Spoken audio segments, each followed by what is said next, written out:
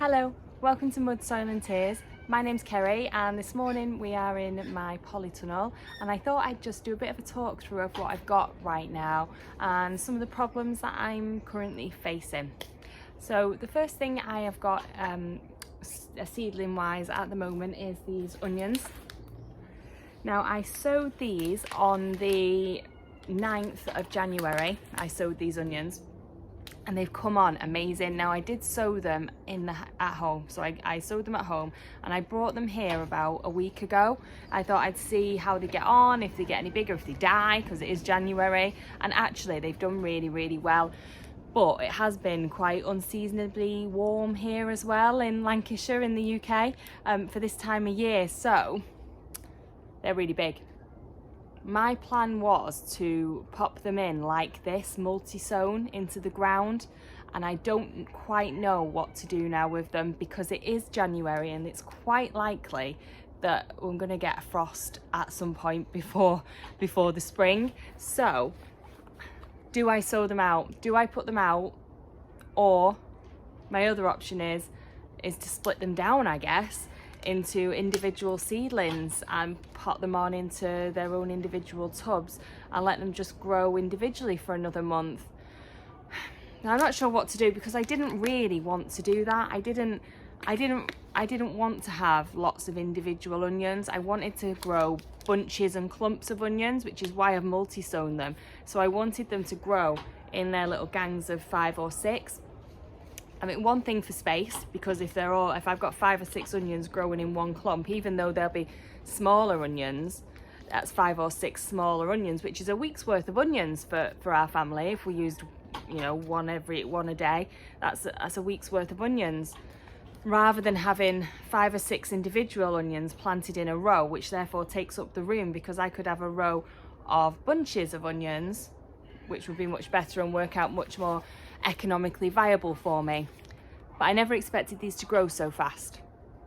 So now I don't know what to do. So if you've got if you're growing onions at this time of year and you've got any thoughts on what might be best to do, then I'd love to hear them. I'm leaning towards maybe just going out and planting them in the ground, multi-sowing them just like this, covering with some fleece and just seeing what happens. They might die, they might bolt. I don't think they usually do if you grow them from seed. I'm not 100% sure. I've never done onions from seed before.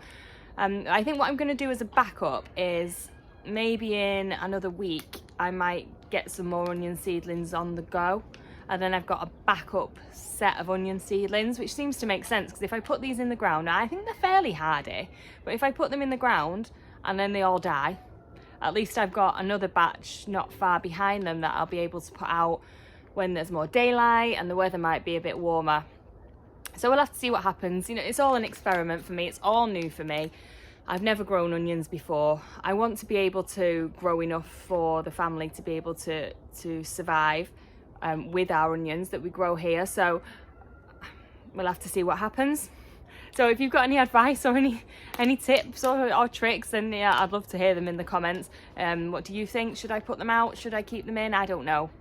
So that's the onions anyway, and do you know what, I'm really proud of them anyway because they're looking amazing, really healthy, and they smell really nice too.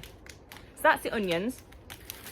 So I've sowed them, so they're my only real long-term vegetable that I've been sowing at the moment, because I'm quite wary living in Lancashire in the UK. It does tend to be colder here, it's a lot darker here, and I don't want to grow at the moment using a hydroponic system or a lighting system, because I'm just trying to understand how to grow through the year. I want to understand how to grow through the year without assistance from modern appliances, electricity and that sort of thing. I want to be able to grow it all myself, just using everything that's nature's given me, so that I can get an understanding of what works and what doesn't. After that, it may be that I might want to introduce a lighting system and be able to grow earlier and earlier in the year. I see a lot of people that are having a lot of success with lights and growing things like lettuces, beetroots and things like that earlier in the year and actually getting a harvest from the leaves, which might be something that I do in the future, but right now that's not what I want to do or where I want to be at. this year is going to be all about trying to understand what works, what I can sow, what I can work with nature and sow with nature, and see where we get from there. So the only other thing that I've sown at the moment is these trays here. I've also got a tray of lemon balm on my window ledge at home that I'm trying to grow. The seedlings have come through really nicely on that, and I've also got some strawberries and some blueberries that I'm trying to germinate at home. They're not really doing anything at the moment, and I don't know if they will, but I thought I'd give them a try. So they're at home at the moment. Here in the polytunnel, these are my pak choi. I sowed these in this polytunnel about, I didn't date them, but it was probably about 3 weeks ago now. So what are we, beginning of February now, so probably about mid-January I sowed these pak choi in here, and look how amazing they're coming along. So they've germinated, they've had a really good germination rate, and I think what I'm going to do with these, I'm going to have a look through, probably give them another few days, and then I'm going to start picking them out and I'm going to plant them into some individual pots and see if we can get some sort of spring pak choi going. I have no doubt, because I remember last year I had some Mizuna in last year, and as soon as the light levels increased, this little weedy Mizuna that I had just in the corner of the polytunnel over there, it just took off and it grew absolutely huge. So I've got no doubt that this pak choi is going to grow absolutely huge as well, as soon as the light levels increase. So I just want to give it that little bit of a head start. So I got the seedlings. I'll probably put them in some individual pots, and then hopefully over the next few weeks, as the light levels increase, these will grow really well for me, and we'll be able to have some greens going earlier on in the year. So that's exciting. So that's the pak choi. Up here I've got radish that I did the radish at the same time as the pak choi, and I've got nothing on the radish yet. Absolutely nothing. Not even a single seedling coming through at the moment. So I don't know why that is. Maybe it's just a dodgy batch of seed. Maybe it just really doesn't appreciate the light levels. It's a tough one because you see everybody saying radish is a really good one to grow. Maybe it does, maybe it works better under lights, I'm not sure. So I'm going to leave it. I'll leave it another couple of weeks, and then I might sow another batch of radish and see if they do any better, and then I'll know, I guess, whether it's the seed or whether it's the light levels. Most likely it's probably the light levels at this time of year, because it is January and most days are gloomy and grey and cloudy. This is amazing today with this sunshine. You know, living around here, it's very rare that we get a day like this with sunshine. I haven't even got my coat on in the polytunnel. So the other thing that I've planted here is some broad beans. I've got some broad beans up here, and excitingly they are just starting to come through here. I don't know if you can see them, but I've got a few little broad beans here just popping their heads through, which is exciting as well. So they're coming through. So this is the broad beans. So I'm hoping that the broad beans will grow really well for me as well. So if we get the seedlings going now, hopefully in a month or so's time, or maybe a couple of months time, I can get them straight out. So I do intend to pot these on into other pots once they get a good stable small plant, and then get them out in probably April or so, when the weather's hopefully a little bit nicer and a bit better for them to be outside. But it's excellent for an early start. I'm quite impressed that they've actually germinated. So that's the broad beans. Other than that, I've got another pack of pak choi. Gone a bit crazy with the pak choi. Once I got this one to germinate, I thought, well, I'm going to throw some more in. This is a multicolored leaf pak choi, and I only put that in last week, so it's not really doing anything at the moment. So hopefully that'll have an excellent germination rate as well as the other one, which would be really, really good, because then I'll have a lot of greens as soon as the light level starts to increase. So the only other things I've got in here at the moment in the polytunnel are, I've got this one here, which is not doing anything at the moment. It's a herb called eyebright, and eyebright is a really, really good herb to have around the house. I really like having it around. We're going to make it into tinctures this year. We used a lot of tinctures last year with eyebright in them. Really good for respiratory issues. So when the kids get colds and things like that, eyebright is what we go to, and it was costing me an absolute fortune to buy the tinctures. So I'm going to try and grow it myself. Now, I planted this one in on the 19th of January. I sowed this one, and I don't expect it to do anything, and I sowed it a little bit too late as well. Really, it should have been sown before Christmas, because it needs a good long time in the soil to germinate. it needs a good cold patch to enable germination. So it might not do anything, but I thought, well, do you know what, I've got it, I might as well put it in. So I did put it in on the 19th of January. It's not really been very cold since then, so I might not get anything on there. I'm not really expecting anything there until the spring. They're just going to sit in there in a corner over here in the polytunnel and see if they do anything. The last thing I've got in here are these pots down here that I've got. This is Mizuna. And this is a Mizuna that is a year or so old, not the actual seeds that I put in. And I sowed this Mizuna at the same time as I sowed this lettuce. It's an all seasons lettuce. And I popped them in and I thought, well, I'll see if they grow, because they're old seed and I didn't really know if they grow or not. And I thought if they do grow, I'll have some microgreens. So they have grown, which is amazing. So I don't think that I'm going to use these as a big crop. What I've done is I've taken a couple out of here and I potted them on into here. And I might take a few more, but other than that, I'm going to use them for microgreens. That was the plan all along, and I think that's just what I'm going to do. They're going to really struggle to get going. They might do better when the light levels get better and they might grow into plants, but I thought I grew them for microgreens, really, just extras to sprinkle on salads, because I think the salads from the shops this time of year, they taste a bit bland and a bit nothing-y. So I thought we'd try and add a bit of sparkle to them with some little microgreens. That's what they're for. But yeah, I'm going to plant a few on. I've potted a few on already. Might do a few more and then see if when end of February, March, when the light levels really pick up a bit more, they might grow and they might give us a couple of productive plants to get me through. So I did that, and the lettuce as well. Hopefully I'm going to do the same with the lettuce. I'm going to pot a couple of the lettuces on, see if they grow. They might give me some nice early spring greens to go at. So that's everything really that I've got going in the polytunnel at the moment. It's, like I said, it's really tricky at this time of year for what to grow. I've got tomatoes and chilies at home that I really want to sow. I really want to sow them, particularly the chilies. You know, I see a lot of people at this time of year, they're all putting their chilies in, and a lot of people have got a lighting system and everything. But like I said before, I don't want to do that this year.